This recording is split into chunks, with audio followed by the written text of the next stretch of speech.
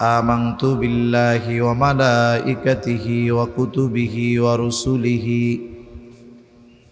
واليوم الآخر والقدر خيره وشره من الله تعالى والبعث بعد الموت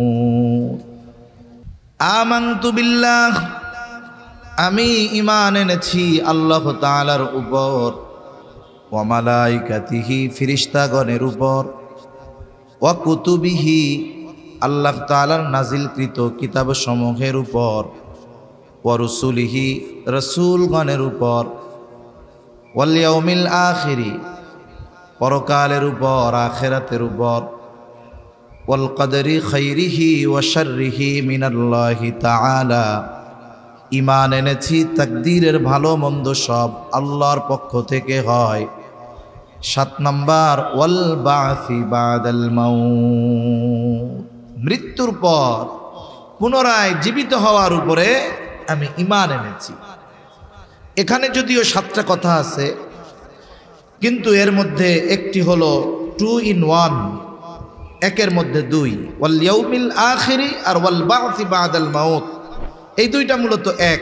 এই দৃষ্টিকোণ থেকে হাদিসের মধ্যে এসেছে ঈমানের ভিত্তি হলো 6টা। ঈমানের ভিত্তি কয়টা জোরে বলেন? 6টা। একেবারে পরকাল সম্পৃক্ত সব বিষয়ের উপরে ঈমান এনেছি। পরকাল সম্পৃক্ত গুরুত্বপূর্ণ একটা বিষয় বলে কিয়ামত। কিয়ামত কখন সংগঠিত হবে? বলে ছোট কিয়ামত তো ব্যক্তির মৃত্যুর সাথে সাথে শুরু হয়ে যায়। যখন কেউ মারা যায় ওই সময় থেকেই তার ব্যক্তিগত কিয়ামত শুরু হয়ে যায়। তবে কিয়ামত দ্বারা আমরা যেটাকে উদ্দেশ্য নেই যে পৃথিবী ধ্বংস হয়ে যাবে, পাহাড় সমূহ তুলার ন্যায় উঠতে থাকবে, আসমান খসে পড়বে, সমগ্র পৃথিবীর সব সৃষ্টি আল্লাহ যেগুলো চান সেগুলো ছাড়া সবাই মৃত্যুবরণ করবে, এইটা কখন হবে? বলে এই বড় কিয়ামত কখন সংগঠিত হবে এর একমাত্র সুনির্দিষ্ট সময় যিনি জানেন তিনি কে? আরো জোরে বলেন না কে? আল্লাহ। তবে কিয়ামত সংগঠিত হবে এটার উপরে বিশ্বাস রাখতে হবে। যার বিশ্বাস নাই সে বেঈমান। কিয়ামত সংগঠিত হওয়ার সুনির্দিষ্ট সময় জ্ঞান আল্লাহ তাআলার কাছে। এই জন্য আল্লাহ তাআলা বলেন ইন্নাল্লাহা ইনদাহু ইলমুস সাআহ, আল্লাহ তাআলার নিকটেই কিয়ামতের ইলম। তার মানে কিয়ামত কখন সংগঠিত হবে এটা আল্লাহ ছাড়া কেউ জানে না, এমনকি কোনো নবী রাসূল জানে না। আমার আপনার নবীজি তিনিও কিয়ামত কখন সংগঠিত হবে জানেন না। আমাদের দেশে কিছু ভাই আছে যারা নবীজিকে মোহাব্বত করে, কিন্তু মোহাব্বত করতে করতে একটা সময় আল্লাহ তাআলার গুণাবলীর সাথে নবীর গুণাবলীকে মিলায় ফেলে। নবীজিকে আল্লাহর সমকক্ষ হিসাবে দাঁড় করিয়ে দেয়। কি বলে? যে আল্লাহ যেমন আলিমুল গায়েব, নবীজিও আলিমুল গায়েব। নাউযুবিল্লাহ। নবীর কাছে গায়েবের খবর ততটুকু আছে যতটুকু নবীজিকে আল্লাহ তাআলা জানিয়েছেন। একাধিক হাদিসের প্রমাণ দেওয়া যাবে যে নবীজির কাছে গায়েবের ইলম নাই, নবীজি আলিমুল গায়েব নয়।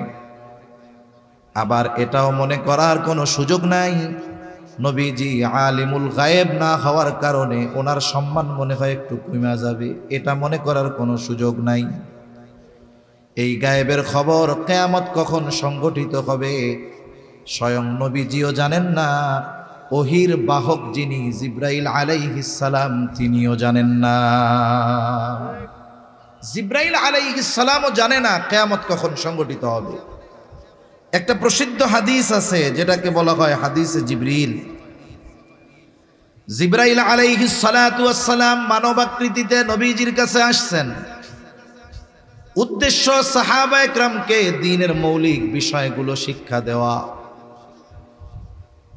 জিব্রাইল আলাইহিস সালাম নবীর সামনে পায়ের সাথে হাঁটু মিশায়া দিয়া বসলেন। লম্বা কথা, শুধু মূল কথাগুলো আপনাদের সাথে একটু আলোচনা করি। প্রশ্ন করলেন ইসলাম কি, ঈমান কি, ইহসান কি? নবীজি সবগুলোর জবাব দিলেন। এইবার জিবরাইল আলাইহিস সালাম প্রশ্ন করতেছে, কিয়ামত কখন সংগঠিত হবে? সবগুলোর জবাব নবীজি দিয়েছেন। কিয়ামত কখন সংগঠিত হবে এই প্রশ্নের জবাবে নবীজি বললেন, মাল মাসউলু আনহা বিআলামা মিনাস সাইল। তার মানে আমাকে যেই ব্যাপারে জিজ্ঞাসা করা হয়েছে, এটা জিজ্ঞাসাকারীর চাইতে যাকে জিজ্ঞাসা করা হয়েছে সে বেশি জানে না। তার মানে যে জিজ্ঞাসা করছে কিয়ামতের ব্যাপারে সে যা জানে আমিও তাই জানি। তার মানে কিয়ামত সংগঠিত কখন হবে যে জিজ্ঞাসা করছে সেও জানে না, আমিও জানি না।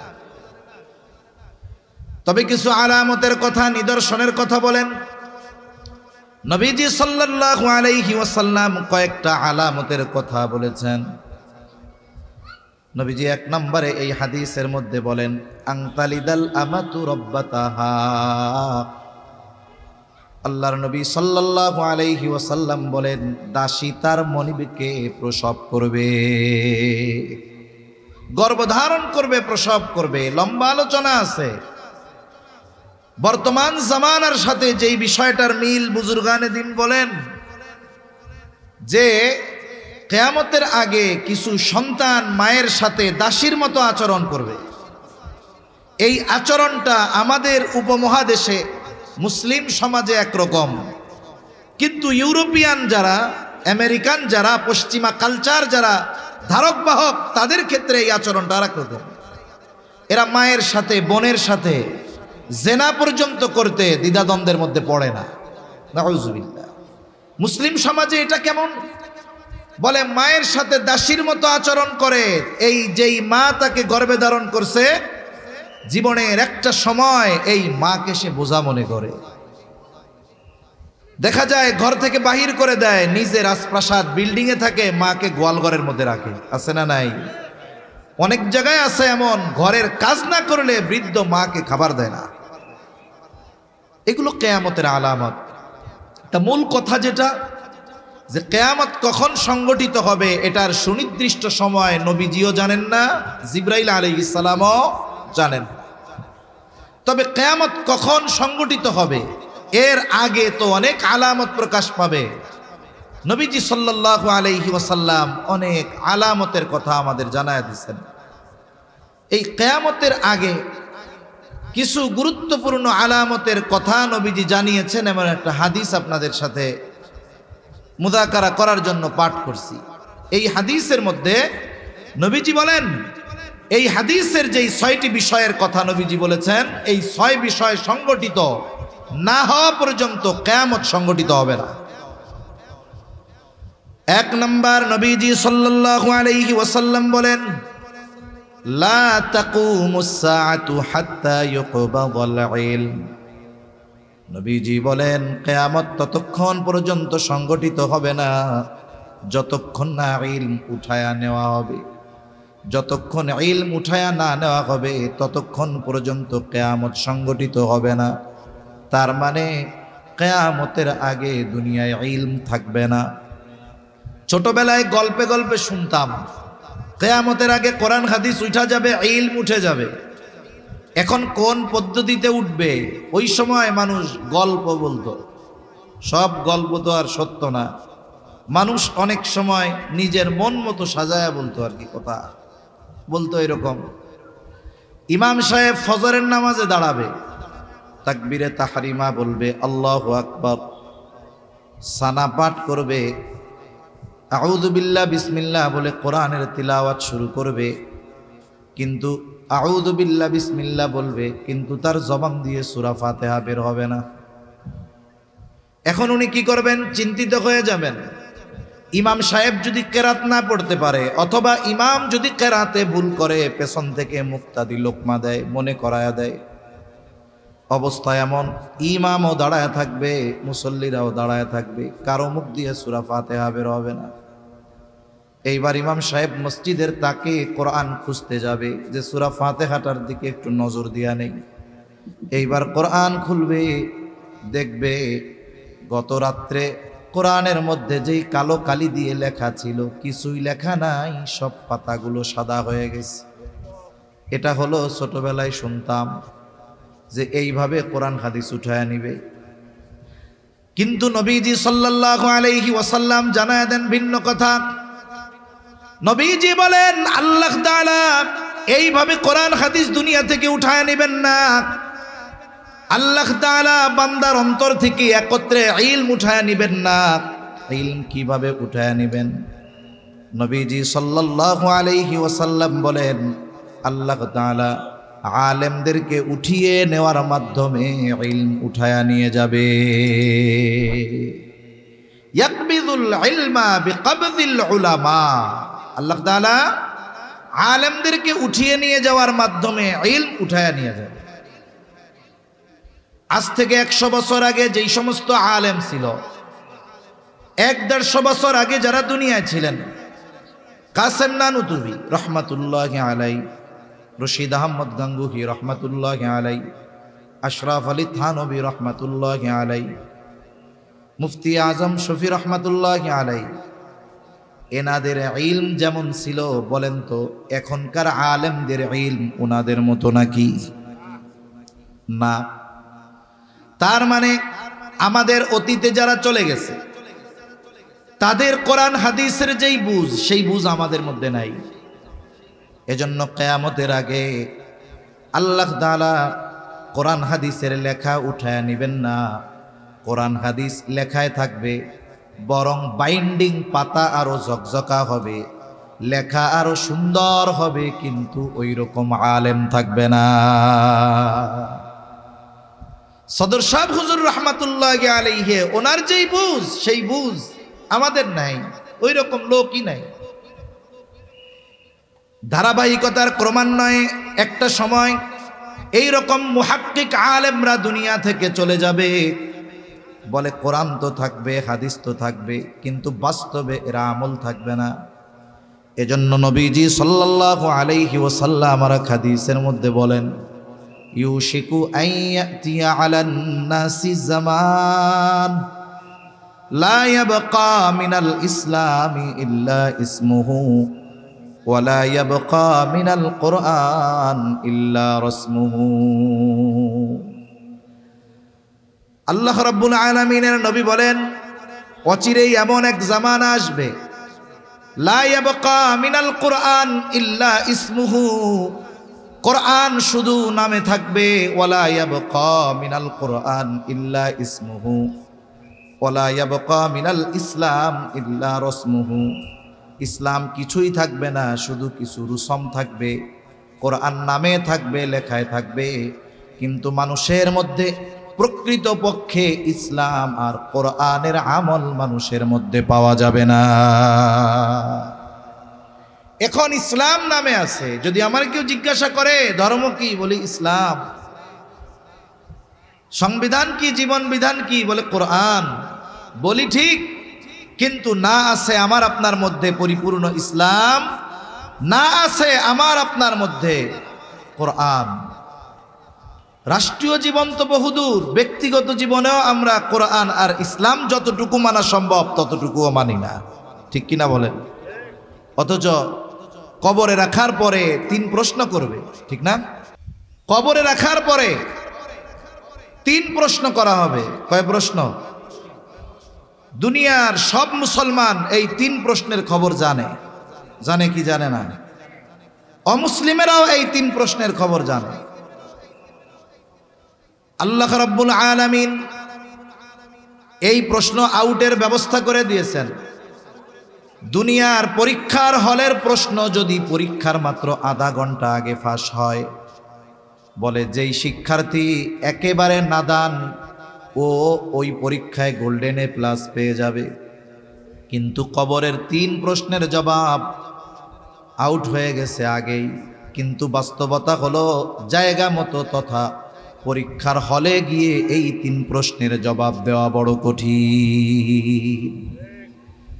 কারণ দুনিয়ার পরীক্ষার হলের প্রশ্নের জবাবের সম্পৃক্ততা লেখাপড়া মুখস্থের সাথে অথবা বুঝের সাথে, কিন্তু কবরের 3 প্রশ্নের জবাব এটা লেখাপড়া মুখস্থ আর বুঝের সাথে সম্পৃক্ত নয়, বরং এই 3 প্রশ্নের জবাবের সম্পৃক্ততা হলো ব্যক্তির আমলের সাথে। যদি কোনো ব্যক্তি এমন হয় বধির, কানে শুনে না, জীবনে কোনোদিন শোনেও নাই যে এই 3 প্রশ্ন কবরে করা হবে। কিন্তু দুনিয়ায় ওই 3 প্রশ্নের আলোকে আমল করছে। বলে দুনিয়ায় প্রশ্নগুলা শুনে নাই, অসুবিধা নাই, কবরে গিয়ে যখন তাকে প্রশ্ন করবে মার রব্বুক, সে জবাব দিবে আমার রব আল্লাহ। ওমা দীনুক, তোমার দিন কি? জবাব দিবে আমার দিন ইসলাম। প্রশ্ন করা হবে নবীজির ব্যাপারে, নবীজিকে দেখায় বলা হবে মা হাদার রাজুলুল্লাযী বুইসা ফীকুম, এই ব্যক্তিকে যাকে তোমাদের কাছে প্রেরণ করা হয়েছিল। সে বইলা দিবে ইনি হলেন আমাদের নবী মুহাম্মদুর রাসূলুল্লাহ সাল্লাল্লাহু আলাইহি ওয়াসাল্লাম। তবে হ্যাঁ, এই 3 প্রশ্নের জবাব তো আমলের সাথে সম্পৃক্ত। যেই ব্যক্তি রবের হুকুম আহকাম মেনে দুনিয়ার হায়াত অতিবাহিত করবে, সে বলবে আমার রব আল্লাহ। যে ব্যক্তিগত জীবন থেকে নিয়ে রাষ্ট্রীয় জীবন পর্যন্ত যেখানেই তার সুযোগ ছিল ইসলামের আলোকে পরিচালিত হয়েছে, করেছে, সে জবাব দিবে আমার দিন হলো ইসলাম।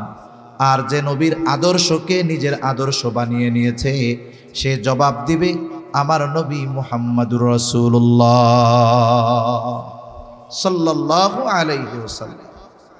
তাহলে ইসলামকে শুধু রুসম বানালে হবে না। ইহুদি নাসারারা শনি আর রবিবার নিছে, আর আমরা মুসলমানরা শুক্রবার নিছি। তাদের ইবাদতের জায়গাগুলো রবি আর শনিবার ভরে, আর আমাদের মসজিদগুলো শুধুমাত্র শুক্রবারে ভরে। ঠিক কিনা বলেন? মনে করেন ঢাকা শহরের মধ্যে মহল্লার মসজিদ 6-7 তলা মসজিদ। মহল্লার মসজিদে তো আর বাইরের লোক আসে না। মহল্লার লোক 6 তলা ভরে, আরো 12 তলার লোক রাস্তা গিয়া দাঁড়ায়। অথচ এই মহল্লায় ওই দিন জুমার দিন আসরের নামাজে 6 তলা তো বহুদূর, 6 কাতারও ভরে না। এখন আমি আপনি যদি হিসাব করি, তাইলে লিগেল ইসলাম মানা লোকের সংখ্যা মুসলমান 92%। তবে ইসলাম মানা লোকের সংখ্যা 100 জন মুসলমানের মধ্যে 1 জন পাওয়া কঠিন। এটাই বাস্তব। যাই হোক, মূল কথা থেকে অনেক দূরে চলে গেছে। রাসূলুল্লাহ সাল্লাল্লাহু আলাইহি ওয়াসাল্লাম জানায় দেন কিয়ামতের আগে কোরআন লেখায় থাকবে, ইসলাম রুসমের সাথে থাকবে। বাস্তবে কোরআন থাকবে না, বাস্তবে ইসলাম থাকবে না। অনুরূপভাবে ইলমকেও আল্লাহ উঠায় নেবেন। কোরআন হাদিস লেখায় থাকবে, কিন্তু কোরআন হাদিসের সহি বুঝনেওয়ালা লোকগুলোকে আল্লাহ তাআলা আস্তে আস্তে উঠায় নিবে। তখন কি হবে? ওই হাদিসের শেষে আসতেছে মানুষেরা জাহেলদের কাছে ফতোয়া জিজ্ঞাসা করবে। মানুষ জাহেলের কাছেও জিজ্ঞাসা করতে পারে, আবার এখন তো মানুষের কাছেও যায় না, এখন চ্যাট জিপিটি, মোবাইল আর গুগলের কাছে যায়। ঠিক কিনা বলেন? যার কারণে কি দেখা যায়, মাঝে মধ্যে দেখি গুগল দেখে দেখে নিজের চিকিৎসা করতে গিয়া মরছে। ওই রকম ইলমের একটা চেন আছে, এই কোরআন হাদিস শিক্ষার একটা চেন আছে। একজন আলেম তিনি ইলম অর্জন করেছেন কার থেকে, এভাবে তার সনদ আছে, চেন আছে। দেখা যাবে এই আলেম সর্বশেষ ইলম অর্জনের মাধ্যম শুরু হলো স্বয়ং রাসূলুল্লাহ সাল্লাল্লাহু আলাইহি ওয়াসাল্লাম থেকে। এজন্য মুহাক্কিক আলেমদের থেকে ইলম নিলে পথচ্যুত হওয়ার সম্ভাবনা কম। কিন্তু আমরা যদি মোবাইল আর গুগলকে, ইউটিউব আর ফেসবুককে আমাদের ইমাম বানায় ফেলি, তাইলে এটা আমাদের জাহান্নাম পর্যন্ত পৌঁছায়া দিবে। জামানাও এরকম আসবে, জাহেলদের থেকে ফতোয়া জিজ্ঞাসা করবে, আর ওই জাহেল মূর্খ অজ্ঞ এমন ফতোয়া দিবে, যারে ফতোয়া দিবে সে আমল করে পথভ্রষ্ট হবে, আর যে ফতোয়া দিছে জাহেল ও তো গোমরা আছে। এজন্য কিয়ামত আমাদের থেকে দূরে থাকবে কতক্ষণ? বলে আলেমরা এই জমিনে অবস্থান করবে যতক্ষণ। এজন্য মুহাক্কিক আলেমদের জন্য দোয়া করা, আর আলেম তৈরির কারখানাগুলোর প্রতি সুনজর দেওয়া। মাদ্রাসা যতদিন থাকবে বলে ইলম অর্জনের রাস্তা জারি থাকবে, আর এই মাদ্রাসা থেকেই ওই আলেমরা বের হবে যাদের বদৌলতে আল্লাহ তাআলা কিয়ামতকে আমাদের থেকে দূরে সরায় দেবে। তাহলে নবীজি সাল্লাল্লাহু আলাইহি ওয়াসাল্লাম বলেন, 1 নাম্বার কিয়ামত ততক্ষণ পর্যন্ত সংগঠিত হবে না যতক্ষণ না ইলম উঠায় নেওয়া হবে। আর আল্লাহ তাআলা বান্দার অন্তর থেকে একত্রে ইলম উঠায় নেন না। আল্লাহ তাআলা কেমনে ইলম উঠায় নেন? বরং আলেমদেরকে উঠিয়ে নেওয়ার মাধ্যমে আল্লাহ তাআলা ইলম উঠায় নেয়। 2 নাম্বার, নবীজি সাল্লাল্লাহু আলাইহি ওয়াসাল্লাম বলেন, ততক্ষণ কিয়ামত সংগঠিত হবে না যতক্ষণ না জালজালা বেড়ে যাবে। ওয়াতাকসুরাজ জালাজিলু, তার মানে কিয়ামতের আগে জালজালা বেড়ে যাবে, ভূমিকম্প বেড়ে যাবে। ভূতাত্ত্বিকরা বলেন পৃথিবীর যেই প্লেট আছে, টেকটনিক প্লেট, এগুলো নড়াচড়ার কারণে ভূমিকম্প হয়। তারা বলেন পৃথিবীতে প্রতিনিয়ত মৃদু আকারের ভূমিকম্প হতেই থাকে। কেন? বলে এই প্লেটের নড়াচড়া সব সময় চলতে থাকে। বলে 1 বছরে নড়াচড়া করে কয় কিলো, কিলো টিলো না, কয়েক সেন্টিমিটার নড়ে। এতটুকু নড়াচড়ায় ভূমিকম্প মৃদুমাত্রার হতেই থাকে। মাঝে মধ্যে যখন একটু দ্রুত, একটু গতি ওইটার চেয়ে বাড়ে, একটু চাপ হয়, বলে তখন 7, 7.5, 8 মাত্রার ভূমিকম্প হয়। ওই মাত্রার ভূমিকম্প যখন হয়, বলে উন্নত বিশ্বের যেই দেশগুলো আছে সর্বোচ্চ প্রযুক্তি ব্যবহার করে বানানো বিল্ডিংগুলাও কেমন যেন টলমল করতে থাকে। কয়েক বছর আগে তুরস্কে ভূমিকম্পে কি অবস্থা, এরপরে থাইল্যান্ডে হইল, আফগানিস্তানে হলো, হাজার হাজার মানুষ মারা গেছে। বড় বড় স্থাপনা মুহূর্তের মধ্যে ভেঙে পড়ছে। এত প্রযুক্তি দিয়ে বানানো উঁচু উঁচু প্রাসাদ ভেঙে পড়ে যাচ্ছে। আমাদের বাংলাদেশে যদি 7.5, 8 মাত্রার হয়, বিজ্ঞানীরা যা বলে তাতে লক্ষ লক্ষ মানুষ মারা যাবে। তবে হ্যাঁ, ঠিক, বাংলাদেশের মানুষ ঈমান আমলে দুর্বল ঠিক, কিন্তু এরপরেও এদেশের মানুষ ইসলামকে অপছন্দ করে এমন ব্যক্তিদের পছন্দ করে না। ইসলামের প্রতি মায়া আছে, নবীর সুন্নাত মুখের মধ্যে নাই, কিন্তু নবীরে যদি কেউ কিছু বলে সহ্য করতে পারে না, ঠিক কিনা বলেন? কোরআন পড়তে পারে না ঠিক, কিন্তু কোরআনের বিপক্ষে কেউ যদি কিছু বলে, কোরআনকে যদি অবমাননা করে, এদেশের মানুষ সহ্য করতে পারে না। এজন্য কি দেখলাম কয়েকদিন আগে এক প্রাইভেট ইউনিভার্সিটিতে, ইস্ট ওয়েস্ট না, নর্থ সাউথ ইউনিভার্সিটির মধ্যে কোরআনকে প্রকাশ্যে পা দিয়ে পড়ানো হয়েছে। নাউযুবিল্লাহি মিন যালিক। কি করা হলো? ওরা চিন্তা করে যে কোরআনকে অবমাননা করার মাধ্যমে ওরা মূলত আমাদের অবস্থাটা একটু পর্যবেক্ষণ করে, দেখি কোরআনকে অপমান করলে এদের হৃদয়ের সুপ্ত ঈমান তপ্ত হয়ে ওঠে কিনা। আবার দেখুন, যখনই কেউ কোরআন অবমাননা করে, আল্লাহ এবং তার রাসূলের বিরুদ্ধে বলে, অমুসলিমদের কথা বাদ দেন, একদল মুসলমান ওই জালেমদের পক্ষ নিয়ে ওই কোরআন, ইসলাম, আল্লাহ এবং রাসূল অবমাননাকারীদের পক্ষ নিয়ে তারে পাগল বানিয়ে বিচার থেকে বাঁচাতে চায়, ঠিক কিনা বলে? অমুসলিমেরা পক্ষ নিবে ভিন্ন কথা, কিন্তু মুসলমানেরা তাদের পক্ষ অবলম্বন করে, বলে এটা পাগল। তাই পাগল টের পাও কখন? যখন আল্লাহ রাসূল কোরআন অবমাননা করে তখন। এর আগে পাগল আর টের পাও না, তাই না? দুনিয়ার যত পাগল আছে কেউরে কোনোদিন দেখলাম না বাইবেল পুড়াইল, দুনিয়ার কোন পাগলরে দেখলাম না কোনোদিন ত্রিপিটক পুড়াইল, দুনিয়ার কোন পাগলরে দেখলাম না অমুসলিমদের উপাস্যদের নিয়ে গালাগালি দিল। সব পাগল আল্লাহ রাসূল আর কোরআন অবমাননা আর বকা দেওয়া শিখে, তাই না? আমাদেরকে এই ভূগোল বুঝ দিলে হবে না, মনে রাখতে হবে। আবার এই বিষয়কে কেন্দ্র করে এমন বিশৃঙ্খলা করার সুযোগও নাই যাতে করে বহির্বিশ্বের সামনে মুসলমানদেরকে সন্ত্রাসী আর জঙ্গিভাবে উপস্থাপন করা যায়। এই সুযোগও নেওয়ার কোনো সুযোগ ইনশাআল্লাহ দেওয়া হবে না। এজন্য আমরা রাষ্ট্রীয়ভাবে আইন চাই। আজ পর্যন্ত বাংলাদেশের ইতিহাসে এমন একজন লোককে দেখান যেই ব্যক্তি অন্যান্য ধর্মাবলম্বী যাদের আছে বাইবেল পুড়াইছে, পাড়াইছে, একটা দেখাইতে পারবেন? বৌদ্ধদের ধর্মীয় গ্রন্থ ত্রিপিটক পাড়াইছে, পুড়াইছে, দেখাইতে পারবেন? তাদের উপাস্যদের নিয়ে বকা দিয়েছে, গালাগালি দিয়েছে, এটা কেউ দেখাতে পারবে না। বরং ইসলাম আমাদেরকে অন্যান্য ধর্মাবলম্বী যাদেরকে উপাস্য হিসাবে গ্রহণ করেছে তাদেরকে বকা দিতে ইসলাম আমাদের নিষেধ করেছে।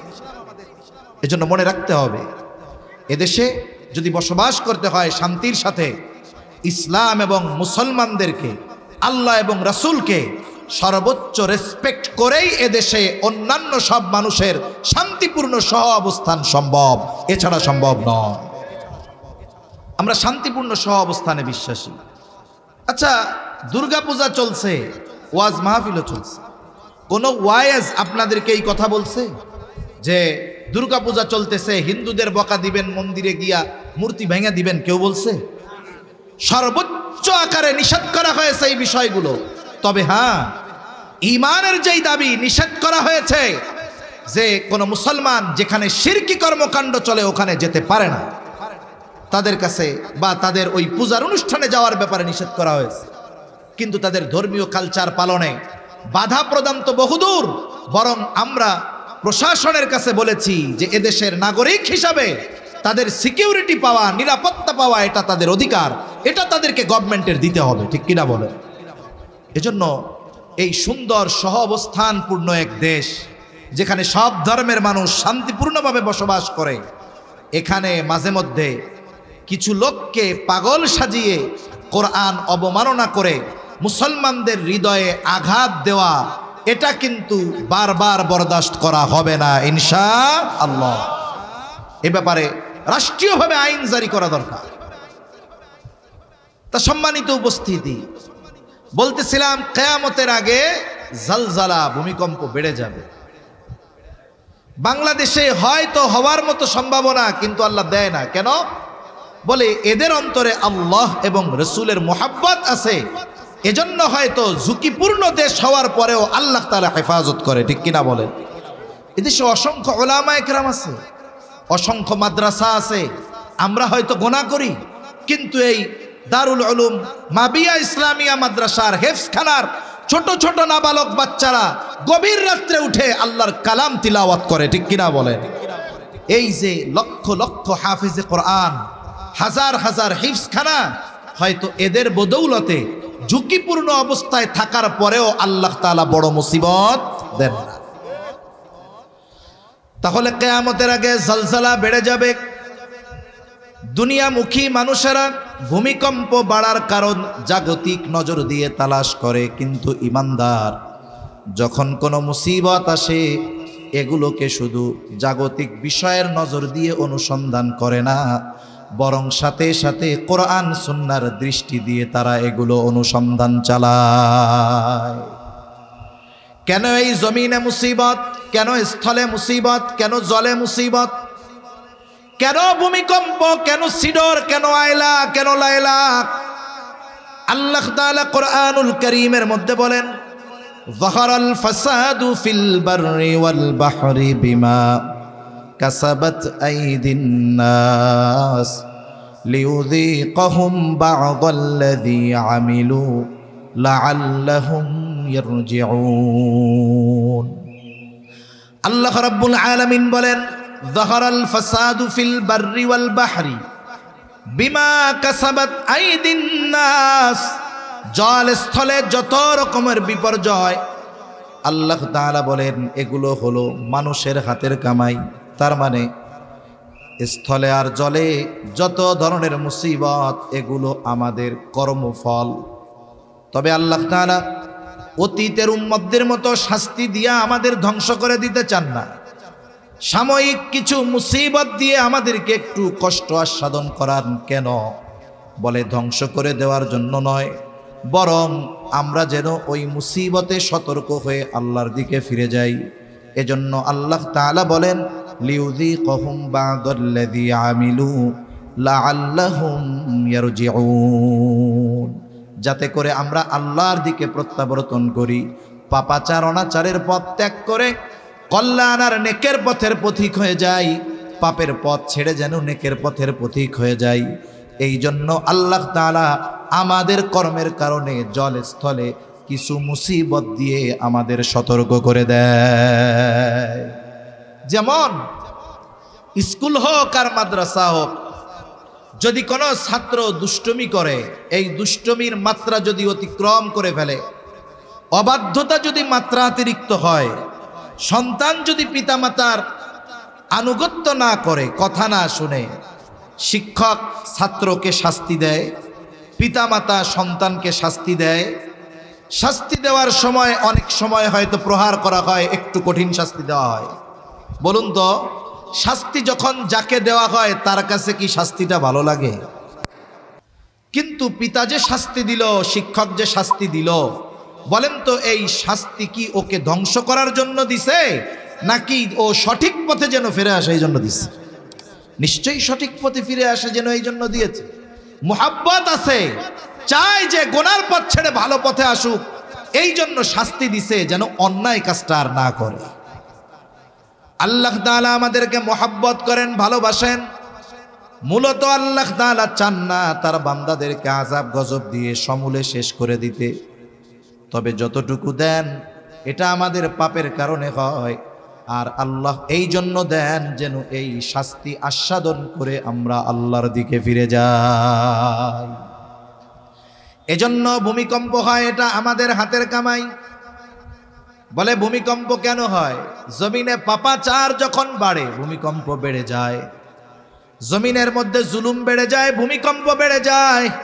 দোকানদার ওজনে কম দেওয়া শুরু করে, বলে ভূমিকম্প বেড়ে যায়। নাচ গান অশ্লীলতা মদ্যপান বেড়ে যায়, বলে ভূমিকম্প বেড়ে যায়। তাহলে জমিনে ভূমিকম্প সংগঠিত হওয়ার অন্যতম কারণ হলো এই আল্লাহর জমিনে পাপাচার অনাচার অশ্লীলতা বেড়ে যাওয়া। এজন্য যদি বড় ধরনের ক্ষতি থেকে বাঁচতে হয়, আমাদেরকে পাপ মুক্ত জীবন গঠন করতে হবে। আল্লাহ তৌফিক দান করেন। এরপরে নবীজি সাল্লাল্লাহু আলাইহি ওয়াসাল্লাম জানায় দেন, ওয়ায়াতাকারাবাজ জামান, কিয়ামতের আগে সময় সংকুচিত হয়ে যাবে। মনে হবে এক জুমা থেকে আরেক জুমা কেমন যেন চোখের পলকে চলে আসছে। হাদিসের মধ্যে আসছে, এক যুগ কেমন যেন বছরের ন্যায় হয়ে যাবে, বছর কেমন যেন মাসের ন্যায় হয়ে যাবে, মাস কেমন যেন সপ্তাহের ন্যায় হয়ে যাবে, সপ্তাহ কেমন যেন দিনের ন্যায় হয়ে যাবে, আর দিন কেমন যেন ঘন্টার মতো হয়ে যাবে, ঘন্টা কেমন যেন মিনিটের মতো হয়ে যাবে, আর প্রতিটা মিনিট কেমন যেন সেকেন্ডের ন্যায় হয়ে যাবে। তার মানে কিয়ামতের আগে সময় সংকুচিত হয়ে যাবে। আগেও তো 12 বছরে এক যুগ ছিল, 12 মাসে এক বছর ছিল, 7 দিনে এক সপ্তাহ ছিল, 24 ঘন্টায় এক দিন ছিল, 60 মিনিটে এক ঘন্টা ছিল, 60 সেকেন্ডে এক মিনিট ছিল। আগেও যা ছিল এখনো তাই আছে, কিন্তু মূল সমস্যা কোথায়? বলে সময় থেকে আল্লাহ বরকত উঠায় নিয়ে গেছে, যার কারণে অতীতের মানুষের সময়ে বরকত ছিল। জাস্টিস মুফতি তাকি উসমানী দামাত বরকাতুহুমুল আলিয়া, উনি সময়ের মূল্যায়ন নিয়ে বয়ান করতে গিয়ে বলতেছেন যে সময় প্রত্যেকটা ব্যক্তি যেমন ব্যবহার করে, সময় তার সাথে ওই রকম আচরণ করে। বলে কেউ যদি সময়কে অহেতুক কাজে ব্যয় করে, গোনার কাজে ব্যয় করে, এই সময় তার জন্য সংকুচিত হয়ে যায়। কিন্তু সময়কে যদি কেউ ভালো কাজে ব্যয় করে, ওই সময়ের মধ্যে আল্লাহ বরকত দিয়ে দেয়। যেমন চায়ের দোকানে জোহরের পর থেকে নিয়ে রাত 10টা পর্যন্ত বসে থাকে, কষ্ট হয় না। অনেক মানুষ এমন আছে না নাই? কিন্তু মসজিদে আইসা ইমাম সাহেবের 2 রাকাত নামাজ 7 মিনিটের জায়গায় 8 মিনিট লাগলে কাশি শুরু হয়ে যায়। বল খেলা টেলিভিশনের পর্দায় 5 ঘন্টা 6 ঘন্টা নিয়ে দেখতে সমস্যা হয় না, কিন্তু কোরআন দেখে 2 পৃষ্ঠা পড়তে গেলে কলিজা ছটফট করে, আছে না নাই? বসায় রাখা যায় না মসজিদের মধ্যে। জাগতিক অহেতুক আড্ডায় ঘন্টার পর ঘন্টা পার হয়ে যায়। জুমার দিন ইমাম সাহেব কোনো মতে সালাম ফিরাইতে দিরি 50 জনের ঘাড়ে পাড়া দিয়া মসজিদ থেকে বাহির না হইলে তার ভালো লাগে না, আছে না নাই? এই যে ভালো কাজে দেখবেন অস্থিরতা কাজ করে, যদি এই অস্থিরতাকে জয় করে ওই ভালো কাজের উপরে নিজেকে রেখে দেওয়া যায়, তাহলে দেখবেন সময় বরকত হয়ে গেছে। আর নাইলে কি হবে? জুমার দিন সকালবেলায় মনে হবে আরে এই তো কয়দিন আগেই দেখি শুক্রবার একটা গেল। এভাবেই একটা সময় আমাদের যেই হায়াত বরাদ্দ আছে এটা শেষ হয়ে যাবে, কোনো কাজে লাগবে না। এজন্য আগের মনীষীদের অবস্থা দেখেন। ইমাম গাজ্জালী রহমাতুল্লাহি আলাইহি কত বছর, অল্প কিছু সময়কাল বাঁচছে, 50-56 বছর এরকম মনে হয় বাঁচছে। ইমাম বুখারী রহমাতুল্লাহি আলাইহি 56 বছর বাঁচছে। অথচ এই অল্প হায়াতে তারা যেই পরিমাণ লিখে গেছে, আমরা তাদের চেয়ে বেশি হায়াত পেয়ে ওই পরিমাণ পড়তেই পারি না। ওটা তো অনেক আগের কথা। নিকট অতীতের কথা বলি, হাকিমুল উম্মাত আশরাফ আলী থানভী রহমাতুল্লাহি আলাইহি, ওনার যেই রচনা, ওনার যেই লেখা, উনি যা লিখে গিয়েছেন গোটা হায়াতে, কত খেদমত করেছেন দ্বীনের, এরপরে যা লিখছেন গোটা হায়াতে আমরা পড়ে শেষ করতে পারি না। কেন? বলে ওনাদের হায়াতে বরকত ছিল, সময়কে ভালো কাজে লাগাইছে। এই জন্য আমরাও যদি সময়ে হায়াতে বরকত চাই, অহেতুক ফালতু কাজ বাদ দিয়ে ভালো কাজে মনোনিবেশ করতে হবে ইনশাআল্লাহ। বলেন তাহলে কিয়ামতের আগে নবীজি বলেন ওয়া তাকারাবাজ জামান, কিয়ামত ততক্ষণ সংগঠিত হবে না যতক্ষণ না সময় সংকুচিত হবে। এরপরে নবীজি বলেন ওয়া তাযহারুল ফিতান, কিয়ামতের আগে ফিতনা প্রকাশ পাবে, ততক্ষণ কিয়ামত হবে না। এখানে ফিতনা দ্বারা উদ্দেশ্য হলো মসিহ দাজ্জাল। ওই দাজ্জালের আগমনের ক্ষেত্র প্রস্তুত করতেছে লোকে ত্রাণকর্তা মনে করে, যার কারণে শুধু ইউফ্রেটিস নদী থেকে নিয়ে নীলনদ পর্যন্ত গ্রেটার ইসরায়েল তৈরির বাসনা তাদের মনে। কিন্তু আফসোস, তারা তাদের মনের কথা প্রকাশ্যে ঢাকঢোল পিটায়া বলে দিচ্ছে, অথচ যেই দেশগুলোর উপরে তারা ভয়ালো থাবা দিয়ে রাখছে, ওই মুসলিম দেশগুলার শাসকদের ঘুম ভাঙে না। যাদের দেশ দখলের হুমকি জাতীয় সঙ্গে গিয়ে দিচ্ছে, ওই দেশগুলোর কোনো আহ নাই। এরা একেবারে মৃত লাশের ন্যায় হয়ে গেছে। অনেক সময় তো মানুষ মরা লাশরেও ভয় পায় না? ভয় পায় যে একজন মরে গেছে, একা একা যাইবো রাতের বেলা, ভয় লাগে, স্বাভাবিক। একটা ব্যক্তি মরা লাশকে যেই পরিমাণ ভয় পায়, আরবের শাসকদেরকে ওই পরিমাণও ভয় পায় না। একটা পিঁপড়ার কামড়কে যেই পরিমাণ ভয় পায়, ওরা আরব শাসকদের ওই পরিমাণ ভয় পায় না। থোড়া কেয়ার, কোনো গুণেই না এদেরকে। কিন্তু যাদের উপরে মুসিবত প্রথমে পতিত হবে, এই মানুষগুলারই কোনো খবর নাই, হুঁশ নাই। এজন্য আমরা দোয়া করি আল্লাহ তাআলা ওই সমস্ত রাষ্ট্রপ্রধানদের ঘুমন্ত বিবেককে আল্লাহ জাগ্রত বানায় দেন। আজকে অবরুদ্ধ গাজায় মুসলমানদের উপরে যেই নির্যাতন, শুধু মুসলিম বিশ্ব নয়, গোটা পৃথিবীর অধিকাংশ দেশ এই বর্বরতার বিরুদ্ধে অবস্থান নেওয়ার পরেও গোটা পৃথিবীকে বৃদ্ধাঙ্গুলি দেখিয়ে অবরুদ্ধ গাজার মুসলমানদের উপরে যেই ধ্বংসলীলা চালাচ্ছে, এর কারণে সবচাইতে বড় দায়ী ওই আরব গাদ্দারগুলো। যদি ওরা গাদ্দারি না করত, তাহলে ওসমানী খেলাফতের পতন হতো না। বিস্ফোরাই ওই পবিত্র ভূমিতে এসে বসতি স্থাপন করতে পারতো না, ঠিক কিনা বলে? এজন্য মুসলমান, ওই জায়গায় মুসলমানদের ওই পরিস্থিতি, আমরাও মোটামুটি এক গাজার মতো ভূখণ্ডে বসবাস করতেছি। এজন্য প্রত্যেকটা ইমানদারের উচিত ধ্বংস হয়ে যাওয়ার আগে ওই ধরনের জালেমদেরকে ধ্বংস করার প্রস্তুতি নেওয়া, ঈমান আমল মজবুত করা, এবং যদি কোনো বহির্শত্রু দেশের উপরে, ইসলামের উপরে আক্রমণ করার অপচেষ্টা করে, জীবনের সর্বশেষ রক্তবিন্দু দিয়ে হলেও ওদের প্রতিহত করার জন্য প্রস্তুত থাকা, ঠিক কিনা বলেন? মনে রাখবেন, ওই সমস্ত মানুষের অন্তরেই মাটির মোহাব্বত থাকে, বলে যাদের অন্তরে ঈমান থাকে। একমাত্র ঈমানদারদের মধ্যেই দেশপ্রেম থাকে, ঈমানদারদের মধ্যেই উম্মাহ প্রেম থাকে।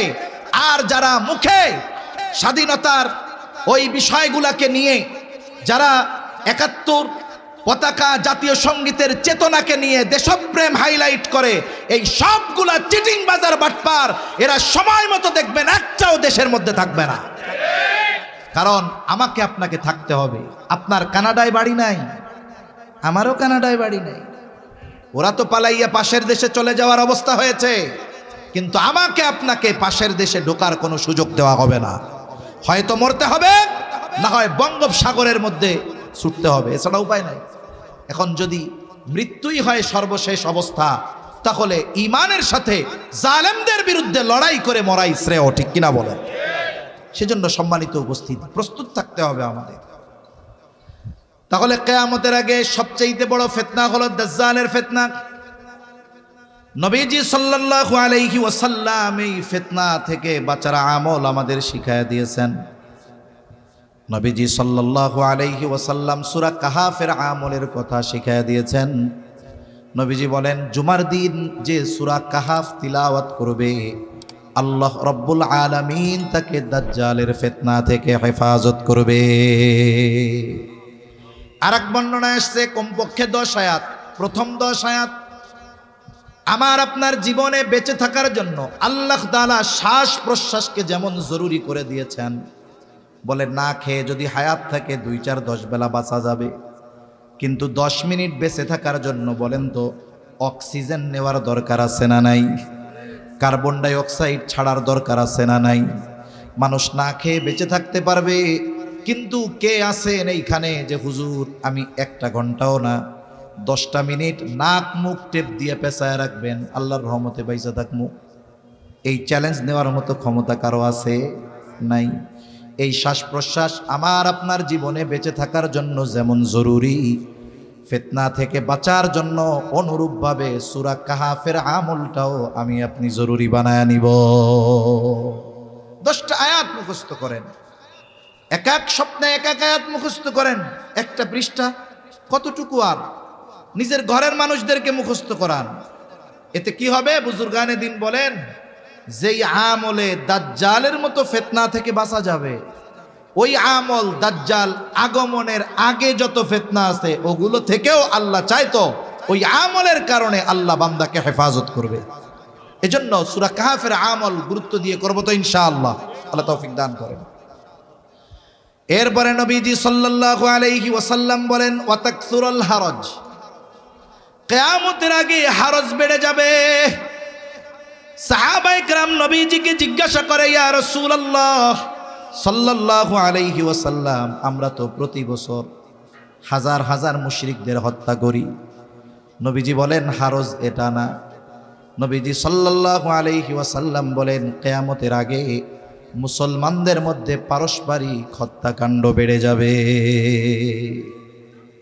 চাচা ভাতিজাকে খুন করবে, ভাতিজা চাচাকে খুন করবে, এক প্রতিবেশী অপর প্রতিবেশীকে খুন করবে, বাবা ছেলেকে, ছেলে বাবাকে, মামা ভাগিনাকে, ভাগিনা মামাকে। মুসলমানদের মধ্যে বলেন তো পারস্পরিক হত্যাকাণ্ড বেশি না কম? গোটা পৃথিবীতে অমুসলিমেরা দৈনিক যেই পরিমাণ মুসলমানদের হত্যা করে, বর্তমান দুনিয়ায় এককভাবে একই দিনে সবচাইতে বেশি মানুষ হত্যা হয় গাজায়। গোটা পৃথিবীতে অমুসলিমদের মাধ্যমে একদিনে যত মানুষ হত্যা হয় তার চাইতে কম পক্ষে 10 গুণ বেশি মানুষ মুসলমান অপর মুসলমানের দ্বারা হত্যাকাণ্ডের শিকার হয়। তার মানে পারস্পরিক হত্যাকাণ্ড এত পরিমাণ বেশি যে অমুসলিমেরাও এত পরিমাণ মুসলমান দৈনিক হত্যা করে না। হয়তো পারিবারিক কারণে, না হয় সামাজিক কারণে, না হয় রাজনৈতিক কারণে, অথবা অর্থনৈতিক কারণে দৈনিক মুসলমানদের মধ্যে মুসলমানেরাই অপর মুসলমানকে হত্যা করতেছে।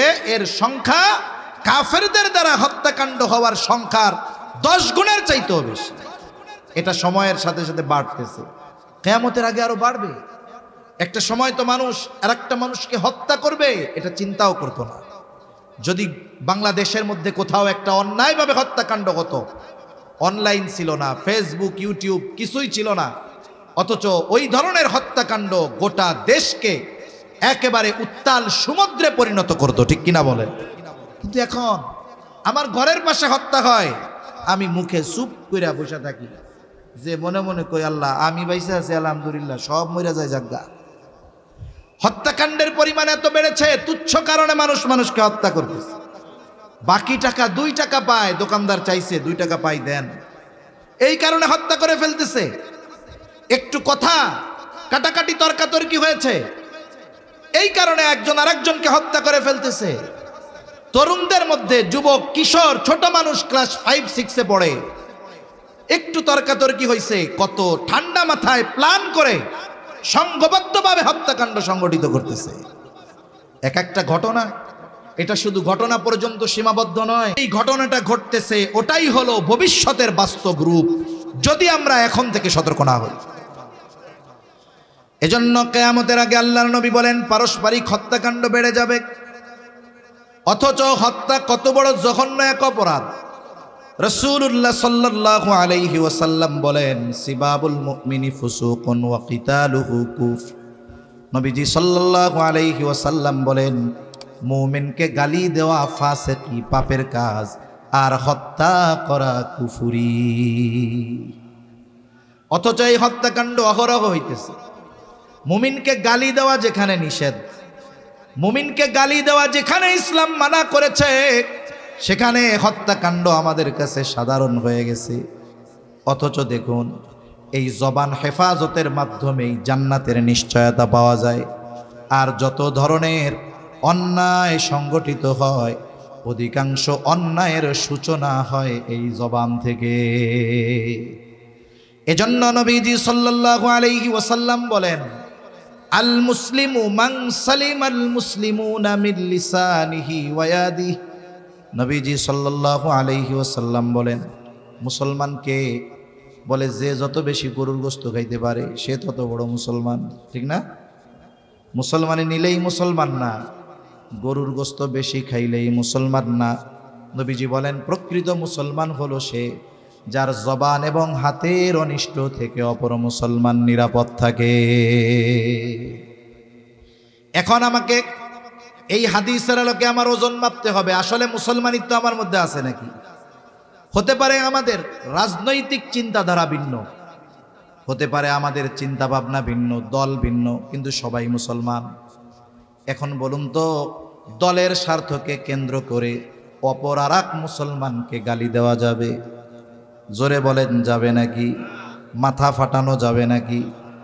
যাবে না। এজন্য আমাদের মধ্যে ইউনিটি দরকার। দল মত ভিন্ন হতে পারে, কিন্তু মুসলিম হিসাবে আমি অপর মুসলমানের হকগুলোর ব্যাপারে খেয়াল রাখব। তাহলে জবান হেফাজতের মাধ্যমে মুসলমান হওয়া যায়। জবান যার হেফাজত নাই, নিয়ন্ত্রণে নাই, ও মুসলমান হইতে পারবে না। আবার নবীজি সাল্লাল্লাহু আলাইহি ওয়াসাল্লাম বলেন তোমরা আমাকে দুটো জিনিস হেফাজতের গ্যারান্টি দাও, আমি তোমাদের জান্নাতের গ্যারান্টি দিব। একটা হলো উভয় চোয়ালের মধ্যবর্তী গোশতের টুকরা চাপ, জিহ্বা, আর একটা হলো উভয়ের মধ্যবর্তী স্থান, লজ্জা স্থান। নবীজি বলেন এই দুইটা জিনিস হেফাজতের নিশ্চয়তা দাও, আমি তোমাদের জান্নাতের নিশ্চয়তা দিব। তার মানে যদি কেউ প্রকৃত মুসলমান হতে চায়, জবান হেফাজতের দরকার। জান্নাতের নিশ্চয়তা যদি নবীর থেকে পেতে চায়, জবান হেফাজতের দরকার। তাই আজকে থেকে আমরা নিজেরা ওয়াদাবদ্ধ হব, এখন থেকে আমি আমার জবানের দ্বারা অপর কোনো মুসলমান ভাইকে কষ্ট দিব না, ইনশাআল্লাহ। বকাঝকা দিব না তো, আমার জবান হেফাজত করবো ইনশাআল্লাহ। তাহলে রাসূলুল্লাহ সাল্লাল্লাহু আলাইহি ওয়াসাল্লাম বলেন ওয়াতাকসুরুল হারাজ, কিয়ামতের আগে হত্যাকাণ্ড বেড়ে যাবে। হত্যাকাণ্ড এত পরিমাণ বাড়বে, নবীজি বলেন কিয়ামতের আগে হত্যাকাণ্ড এত পরিমাণ বাড়বে, যে হত্যা করবে, যাকে হত্যা করবে সে জানবে না কেন তারে হত্যা করলাম, আবার যাকে হত্যা করা হবে সেও জানবে না কেন আমাকে হত্যা করা হলো। এজন্য এই ধরনের অপরাধগুলার শুরু হয় অধিকাংশ সময় জবান থেকে। এই জবানকে যদি আমরা নিয়ন্ত্রণে আনতে পারি, আশা করা যায় অনেক অনাকাঙ্ক্ষিত ঘটনা থেকে আমরা বাঁচতে পারবো। আল্লাহ আমাদের জবান হেফাজতের তৌফিক দান করেন। জবান খুলে বলি আমিন। 6 নম্বর, নবীজি সাল্লাল্লাহু আলাইহি ওয়াসাল্লাম বলেন কিয়ামতের আগে মানুষের সম্পদ এত পরিমাণ বাড়বে যে সম্পদ উপচে পড়বে। মুফাসসিরিন মুহাদ্দিসিনে কেরাম বলেন এই অবস্থাটা কিয়ামতের একেবারে আগে হবে। ঈসা আলাইহিস সালামের জামানায় এরকম ঘটনা ঘটবে।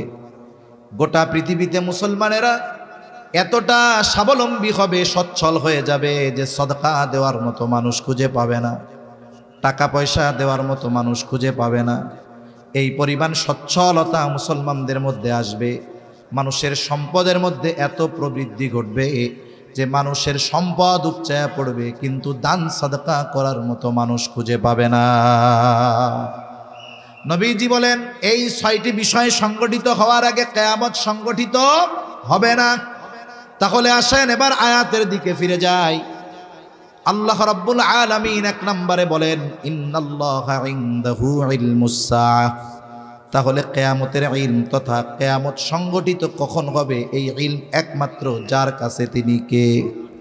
2 নম্বর আল্লাহ তাআলা বলেন ওয়ায়ুনাজ্জিলুল গায়থ, তিনি বৃষ্টি নামান। মেঘ হলেই বৃষ্টি হয় না। অনেক সময় আমরা দেখি গোটা আকাশ দুপুরবেলায় অন্ধকার মেঘে ছেয়ে গেছে। দুপুর 12টা মনে হচ্ছে রাত 12টা, মানুষেরা ঘরে চলে গেছে যে বৃষ্টিতে আজকে অবস্থা খারাপ। 5 মিনিট পর দমকা হাওয়া, মুহূর্তের মধ্যে আকাশ ক্লিয়ার হয় কি হয় না। আবার অনেক সময় রোদও আছে, আকাশে মাথার উপরে মেঘও নাই, ধুমসে বৃষ্টি নামা শুরু হয়ে গেছে। এই জন্য মেঘ হলেই বৃষ্টি হয় না, বরং বৃষ্টি যিনি দেন তিনি কে। এরপরে আল্লাহ তাআলা বলেন ওয়ায়ালামু মা ফিল আরহাম, মায়ের রেহেমে মাতৃগর্ভে কি আছে, ছেলে না মেয়ে, এটা কেউ জানে না, জানে কে? এখন কইতে পারেন হুজুর হওয়ার আগেই তো আল্ট্রাসোনোগ্রাফির মাধ্যমে আমরা জেনে যাই। বলে হ্যাঁ জানেন, ঠিক আছে, তবে কখন জানেন? আল্লাহ তাআলা আকৃতি দেন এরপরে জানেন, কিন্তু এর আগেও তো প্রায় 4 মাস 120 দিন মায়ের পেটে থাকে, রক্তপিণ্ড হিসাবে থাকে, মাংসপিণ্ড হিসাবে থাকে। আকৃতি আসার আগে দুনিয়ার কোন বিজ্ঞান আছে? বিজ্ঞানী আছে শুধুমাত্র ওই রক্ত, জমাট রক্ত আর মাংসপিণ্ড গবেষণা করে বলবে এটা ছেলে না মেয়ে, এটা বলার ক্ষমতা কারো নাই। বরং আল্ট্রাসোনোগ্রামের মাধ্যমে বলতে পারে কখন। বলে ওই সন্তানকে মায়ের পেটে যখন আল্লাহ তাআলা আকৃতি দেয় তখন শুধু বলতে পারে পেটে ছেলে না মেয়ে, এর আগে বলতে পারে না। এর আগে বলার মতো ক্ষমতা কারো নাই। এরপরে আল্লাহ তাআলা বলেন ওয়ামা তাদরি নাফসুম মাযা তাকসিবু গাদা, কেউ জানে না আগামী দিন সে কি উপার্জন করবে। আজকে তার অবস্থান কি, আগামীকাল অবস্থান কি হবে কেউ জানে না। ওই যে কবি সুন্দর কথা বলে, নদীর এপাড় ভাঙে ওপাড় গড়ে, এই তো নদীর খেলা, সকাল বেলার ধনীরে তুই ফকির সন্ধ্যাবেলা।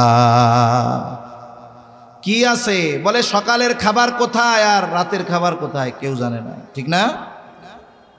সেজন্য আল্লাহ তাআলা বলেন ওয়ামা তাদরি নাফসুম মাযা তাকসিবু গাদা, কেউ জানে না আগামী দিন কি সে উপার্জন করবে, কার অবস্থা আগামীকাল কি হবে, আজকের অবস্থার সাথে কালকের অবস্থার কি হবে কেউ জানে না। আজকে যার হাতে কিছু নাই কালকে হয়তো সে বাদশা হয়ে যাইতে পারে, ঠিক কিনা বলেন?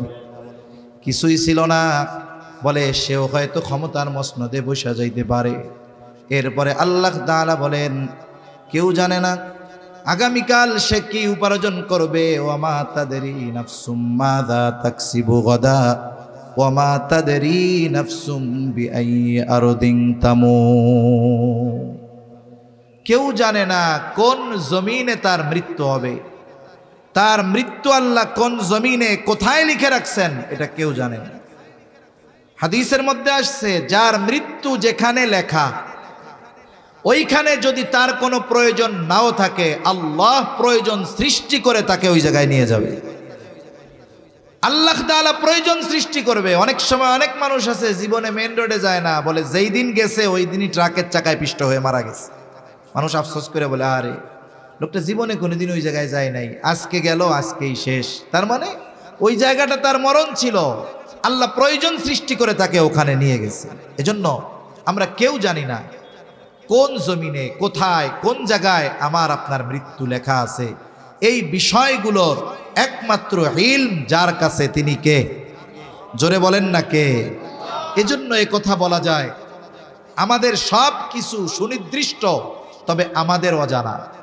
আমাদের হায়াত কতটুকু, মৃত্যু কোথায়, সব সুনির্দিষ্ট, তবে আমাদের অজানা, আমাদের জানা নাই। এজন্য কি করা উচিত? আমাদের উচিত সর্বদা ওই আখেরাতের প্রস্তুতি নেওয়া, আমাদেরকে অহেতুক কাজ থেকে বিরত থাকা, ভালো কাজ করা। আমরা আমাদের জীবনের ভালো গুরুত্বপূর্ণ কাজ কোনগুলো, আমাদের জীবনের গুরুত্বপূর্ণ কাজ কোনগুলো, এটা আমরা কিভাবে বাঁচবো, একটা বিষয় খেয়াল করেন, তাহলে বুঝতে পারবো যে আমাদের জীবনের গুরুত্বপূর্ণ কাজ কি। আমরা যারা মুসলমান আছি, প্রত্যেকেই মৃত্যুর ভয় আছে, আখেরাতের চিন্তা আছে। সে নামাজ পড়ুক আর না পড়ুক, ঠিক কিনা বলেন? সবাই চিন্তা করে। অনেকে আছে চায়ের দোকানে আড্ডা দেওয়াটাকে সেই গুরুত্বপূর্ণ কাজ মনে করে, অনেকে ফেসবুক, মোবাইল টিপাকে গুরুত্বপূর্ণ কাজ মনে করে।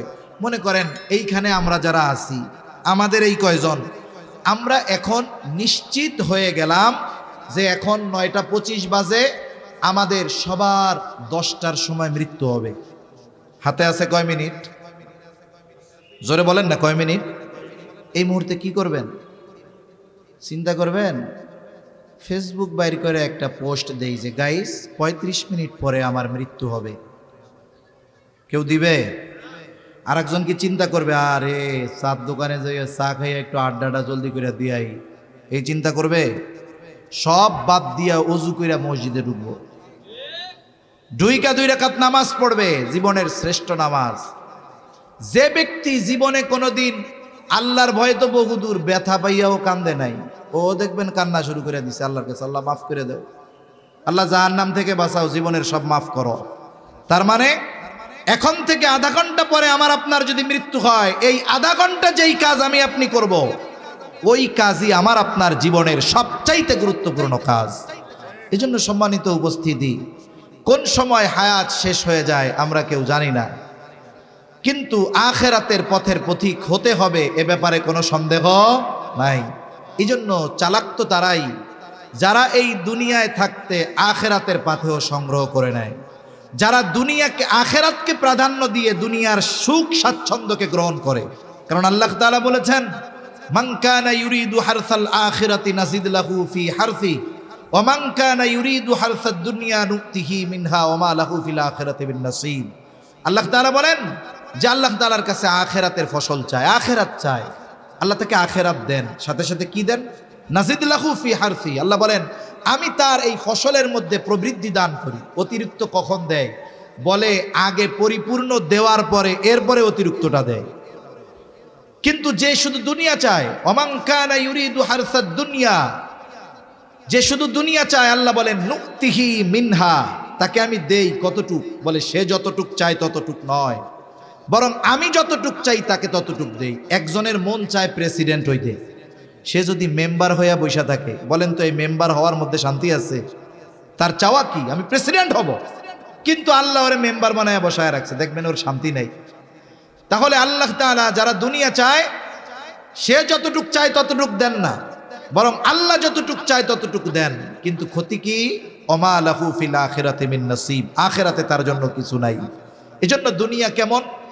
বলে অনেক সময় বাজারে গেলে 5 লিটারের তেলের সাথে 100 গ্রামের একটা সাবান ফ্রি দেয়, দেয় কি দেয় না? মাঝে মধ্যে আপনি যেই দোকানে বাজার করেন, ওরে গিয়ে যদি বলেন 5 বছর ধরে তোমার দোকান থেকে বাজার কিনতেছি, আজকে আর আসল কিনবো না, ফ্রি সাবানটা দিয়ে দাও, দিবে? বলবে ভাই আপনি তেল কিনেন, সাবান ফ্রি পেয়ে যাবেন। আমি আপনি যদি আখেরাত চাই, ওই তেল কিনলে যেমন সাবান ওই দোকানদার এমনিই দিয়ে দেয়, আল্লাহর কাছে যদি আখেরাত চাই, জীবনকে যদি আখেরাতকে অগ্রাধিকার দিয়ে গড়ি, তাহলে দুনিয়া অটোমেটিক আমাদের দিবেন কে? আল্লাহ দিবেন। আল্লাহ কথাগুলো বুঝবার তৌফিক দান করেন।